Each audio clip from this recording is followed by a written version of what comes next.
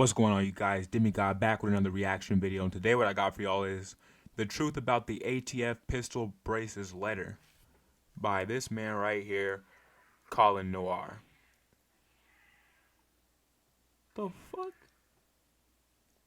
Sorry, y'all. Hey, there's some cats scrapping outside my house right now. They getting down. But anyway, we about to get into this video. I just found this channel today. This channel was sent to me by a friend of mine, and I really liked the few videos I seen by him, so we're gonna go ahead and check out another one. This video seems to be we're gonna turn this up, by the way. This video seems to be a real informative video, and I actually didn't hear about this ATF pistol braces later, so we're gonna go ahead and see what this brother right here has to say about it, and let's get into it. Let's go. ATF has put out a letter titled Objective Factors for Classifying Weapons with Stabilizing Braces, which is speak for let's make up a bunch of blatantly subjective standards to determine if your AR pistol with an obvious brace on it is actually a short-barreled rifle. Under the National Firearms Act, ATF considers any rifle with a barrel less than 16 inches a short-barreled rifle. In order to own a short-barreled rifle, you have to register your rifle, pay a $200 tax, and wait 4 to 6 months for the ATF to say, okay, you can own this rifle now. Right. The whole purpose of this is to generate revenue and make it harder for people to own smaller rifles, because little did we know, smaller rifles shoot way more deadlier bullets. This is a stabilizing brace. To the untrained eye, it looks like a regular stock you see on an AR It does pistol. look like a regular stock. However, it's not. It was designed to help people with disabilities shoot AR-15s with one hand. 8 years ago, Alex Bosco from SB Tactical submitted this brace. That's to the interesting. ATF to I've make never sure seen it anything didn't like that legally before. turn what would otherwise be an AR pistol into a short-barreled rifle. The ATF said, we agree that there are legitimate uses for certain stabilizing braces and approved the brace.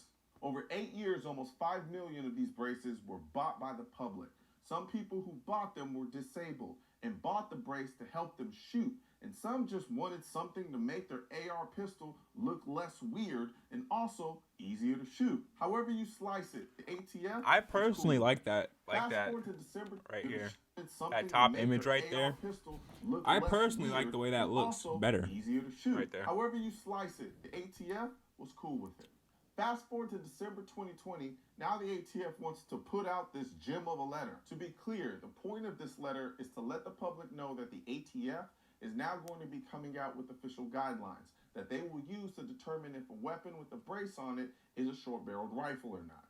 However, before they finalize these guidelines, they want to hear from the public. So they're giving us 14 days from the date this letter was published to submit comments. In the letter, the ATF states when an accessory and weapons objective design features taken together are not consistent with the use of the accessory as an arm brace that is not to stabilize a handgun when being operated with one hand, such weapon configured with the accessory may fall within the scope of the NFA, particularly where the accessory functions as a shoulder stock for the weapon. Reading this, any person with a brain would conclude, okay, so if the brace doesn't stabilize an AR pistol when being operated with one hand, then it is not a brace.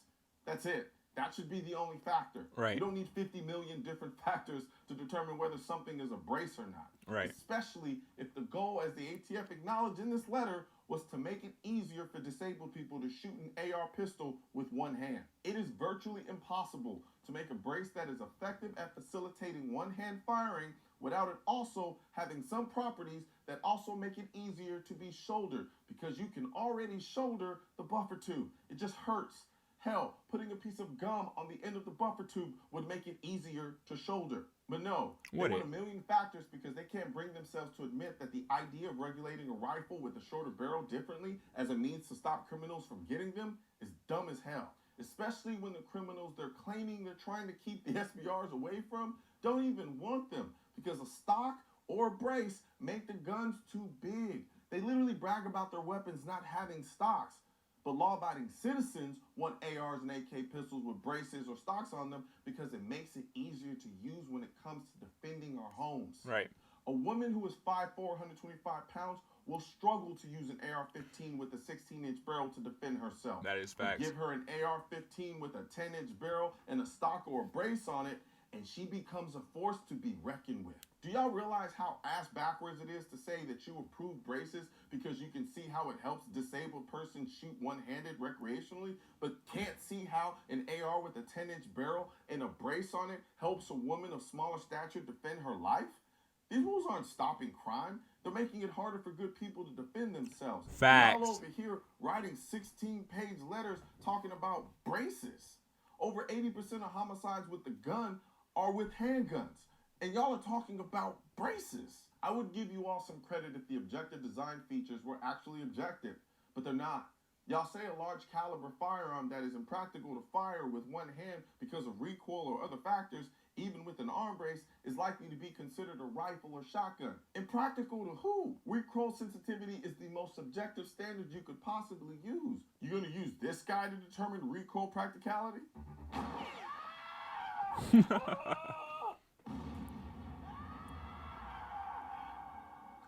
He ain't like that recoil, did he? Then they mention weight and length. I just told you all how a 16-inch rifle to me is fine, but to a 5'4", 125-pound woman is a different story.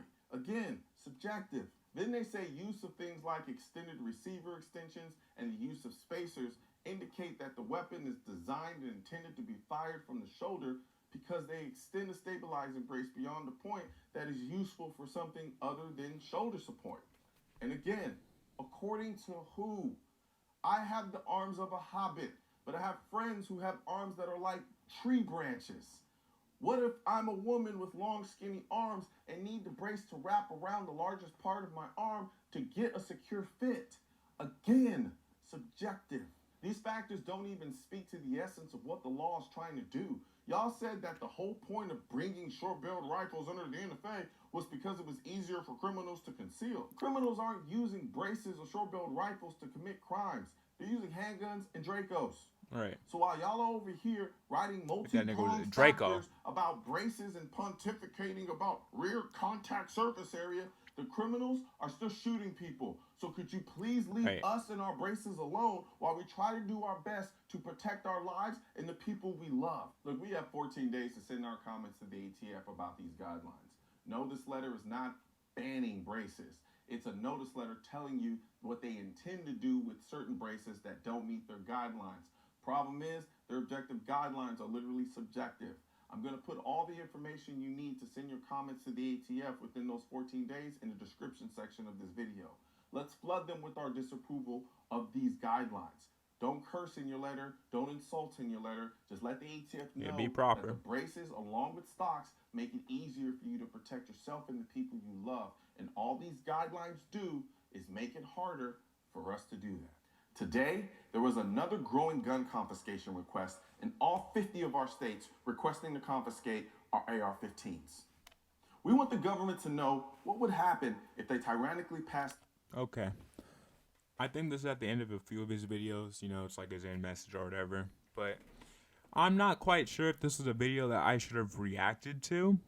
You know, I'm also 10 days late on this video, and he's talking about something that's kind of time sensitive. But anyway, I would like to comment on gun control in general. And I feel as though gun control really, and I mean really, harms and affects American citizens. It does.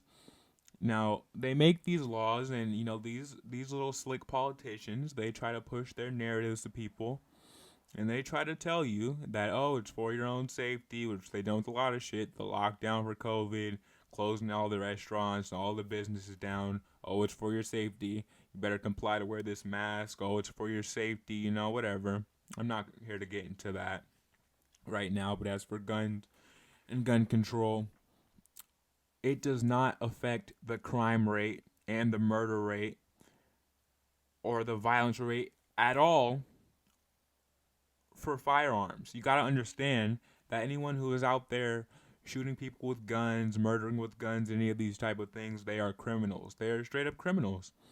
And a criminal is not going to comply to the laws anyway, which is why they're breaking them, and they're breaking them in the most heinous type of ways and fashions. Now, with that being said, I say that to say this. Gun control hurts citizens. You're making it more difficult, especially in California, for law-abiding citizens who want to defend their home and their property and their family. You're making it difficult for them, and for us, I should say, to defend their home. Now that's not right. That's not right at all. Say they outright ban guns like these. I'm gonna be honest, like these Democrats, these Democrats would like to do. Say they outright ban guns. You think that's gonna stop crime with firearms? Are you fucking crazy? All that stops is law-abiding citizens from defending themselves from the people who we don't want having guns, who are going to have them, whether a law bans them or not. So you gotta understand, it's just not right. I mean, it's just straight against the Second Amendment. There's a common theme with the left trying to constantly bend their way around our Constitution. It is our American right, our Second Amendment, to bear firearms. And it's just not right that at any chance they get, they try to limit you on which rights you can have. Like a politician should be able to tell you. I mean, that's just it's disgusting. It's ridiculous. It really is. And it's sad to see, but it's just the world we live in. And sadly, these politicians, I don't know how they do it. I don't know how they do it. I know how they do it. They're slick talkers. They're good talkers. But again, I don't know how they do it. They just straight convince people to go against their own rights and to march. I don't know if there have been marches against certain guns, things like that, against our amendments. You're literally marching to give up. You're protesting to give up your own rights, the rights that were gifted to you since you were born in this great country, the United States of America. And it's just wrong. It's disgusting.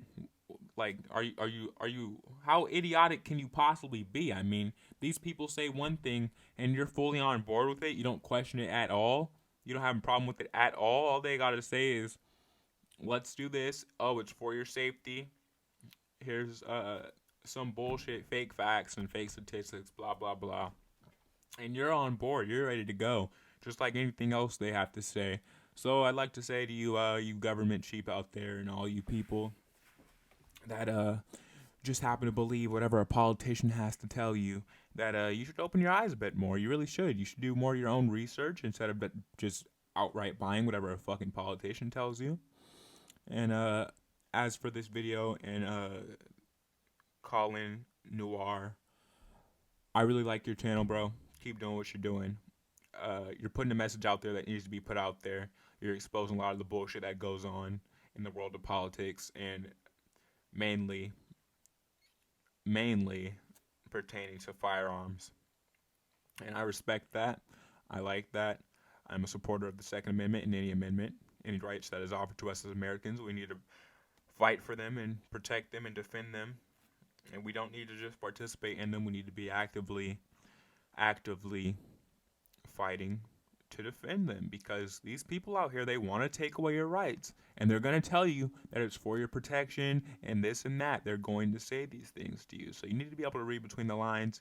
You need to be able to see through all the bullshit and the fake shit that goes on nowadays, and has gone on for a very long time. And once you're able to do that, you're able to see past the narrative, you'll be much better off, I promise you. And with that being said, make sure you go subscribe to him. I'm going to go ahead and like the video. I just subscribed to him today. I just checked out his channel today. Very good channel. I'm going to go on a little binge, and see what else content he has to have. Anyway, if you enjoyed my video, my reaction to his video, make sure you subscribe, leave a like, and leave a comment if you have something to comment on this yourself.